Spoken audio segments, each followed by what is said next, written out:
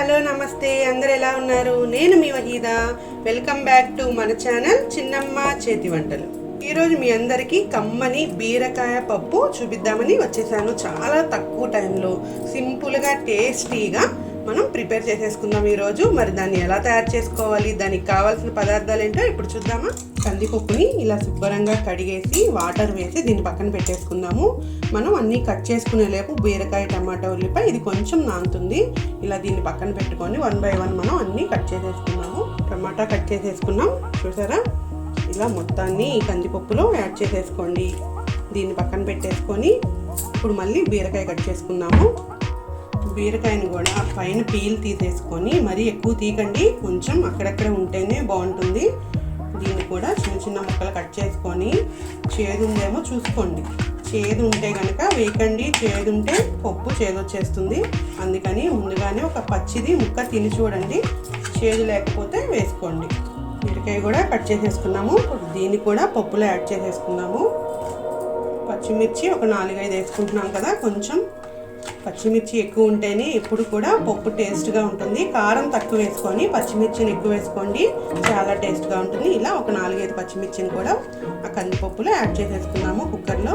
అలాగే కొంచెం కొత్తిమీర, కొంచెం కరివేపాకు అన్నీ కట్ చేసి వేసేసుకున్నాం కదా. అలాగే చింతపండు, కొంచెం 2 రెబ్బల చింతపండు, 2 స్పూన్ల కారం, ఒక 1/2 స్పూన్ పసుపు. ఇప్పుడు వీటిని కొంచెం వాటర్ యాడ్ చేసుకొని, 1 గ్లాస్ వాటర్ యాడ్ చేసి పొయ్యి మీద పెట్టేసుకుందాము. 3 విజిల్స్ అయినా రానివ్వాలి కందిపప్పు ఉడకటానికి. మరీ ఎక్కువ రానివ్వకండి, బీరకాయ మరీ మెత్తగా అయిపోతుంది. 3 విజిల్స్ వస్తే సరిపోతుంది. ఇప్పుడు దీన్ని పొయ్యి మీద పెట్టేసుకుందాము. 3 విజిల్స్ వచ్చేసింది. ఇప్పుడు మూత తీసి చూద్దాము. చూసారా, చక్కగా మెత్తగా ఉడికిపోయింది కదా. ఇప్పుడు దీన్ని మెత్తగా మెదుపుకుందాము పప్పు గుత్తో. మనం పసుపు, కారం యాడ్ చేసేసాం కదా. ఇప్పుడు ఉప్పు యాడ్ చేసుకోండి.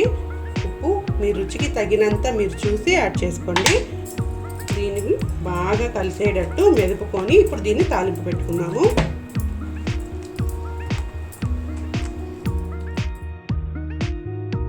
ఉప్పు మెదిపి పక్కన పెట్టేసుకొని ఇప్పుడు తాలింపు వేసేసుకున్నాము. ఒక గిన్నె పెట్టుకొని అందులో ఒక 5 టేబుల్ స్పూన్స్ ఆయిల్ వేసుకోండి. ఆయిల్ కొంచెం హీట్ ఎక్కనిచ్చి 2-3 వెల్లుల్లి రెబ్బల్ని దంచి వేసేసుకోండి, మంచి స్మెల్ వస్తుంది. అలాగే ఒక 1/2 చెక్క ఉల్లిపాయని ఇలా ముక్కలు కట్ చేసుకొని వీటిని కూడా వేసేసుకోండి. ఇవి కొంచెం ఫ్రై అవనిద్దాము, మరి ఎక్కువ అక్కర్లేదు.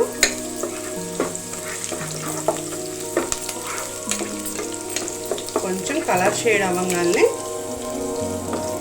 తాలింపు దినుసులు, జీలకర్ర, ఆవాలు, పచ్చిశనగపప్పు, మినప్పప్పు వీటిని కూడా ఇందులో యాడ్ చేసేసుకున్నాము. ఈ మొత్తం కొంచెం సేపు ఫ్రై అవనిద్దాం. మీడియంలో పెట్టేసుకొని కొంచెం కలర్ షేడ్ అయ్యేంత వరకు ఫ్రై చేసుకోండి. అలాగే కరివేపాకు, ఒక 2 రెమ్మల కరివేపాకుని కూడా ఇందులో యాడ్ చేసేసుకోండి. కొన్ని ఎండుమిర్చి ముక్కల్ని ఇలా యాడ్ చేసేసుకోండి, ఒక 2-3. ఈ మొత్తాన్ని కొంచెం ఫ్రై అవనిద్దాము. సరే, తాలింపు ఫ్రై అయిపోయింది. ఈ కలర్ వస్తే సరిపోతుంది. ఇప్పుడు ఇందులో పప్పును యాడ్ చేసేసుకుందాము. మనం మెదిపి పక్కన పెట్టుకున్నాం కదా, ఈ పప్పును కూడా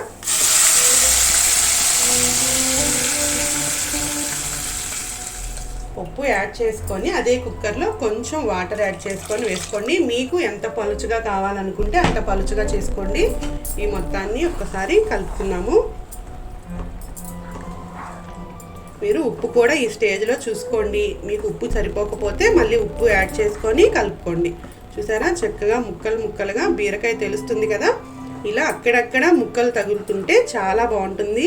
పప్పుని మరీ మెత్తగా మెదపకుండా ఇలా బద్దలుగా తెలిసేటట్టు చేసుకోండి. ఏ పప్పు అయినా సరే కమ్మగా ఉంటుంది. మరి నచ్చిందా మీకు ఈరోజు వీడియో? చాలా సింపుల్గా బీరకాయ పప్పుని రెడీ చేసేసుకున్నాం కదా. మరి మీ అందరికీ ఈరోజు వీడియో నచ్చినట్లయితే ప్లీజ్ మన ఛానల్ని లైక్ చేయండి, షేర్ చేయండి, అలాగే సబ్స్క్రైబ్ చేసుకోండి. గంట సింబల్ని కూడా ప్రెస్ చేసేయండి. నెక్స్ట్ నోటిఫికేషన్స్ అన్నీ మీకు వస్తూ ఉంటాయి. Thank you.